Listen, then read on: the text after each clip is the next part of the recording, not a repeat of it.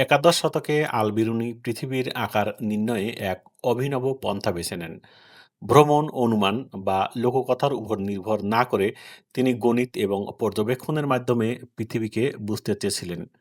খুবই সাধারণ যন্ত্র ব্যবহার করে তিনি একটি পাহাড়ের উচ্চতা এবং দিগন্তের কোণ পরিমাপ করেন। সেখান থেকে তিনি পৃথিবীর পরিধি গণনা করেন। বিস্ময়করভাবে তার হিসাব আধুনিক পরিমাপের সঙ্গে প্রায় মিলেছিল।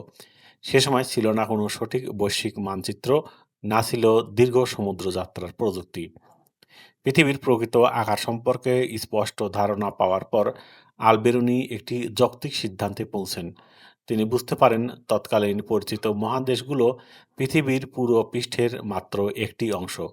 তাই যুক্তিসঙ্গতভাবে ধরে নেওয়া যায় পরিচিত ভূপৃষ্ঠের বাইরে আরও ভূমি থাকতে পারে, যেগুলোর কল্পনার কারণ নয় বরং বিশাল সমুদ্রের কারণেই অজানা রয়ে গেছে। এই ধারণা কোনো পৈত্তলিক কল্পনা থেকে আসেনি। এটি ছিল জ্যামিতি, পরিমাপ এবং বাস্তব পর্যবেক্ষণের উপরে দাঁড়ানো একটি যুক্তি। আল-বিরুনি কখনোই দাবি করেননি যে তিনি এই অজানা ভূমিতে পৌঁছেছেন বা সেগুলো শনাক্ত করেছেন।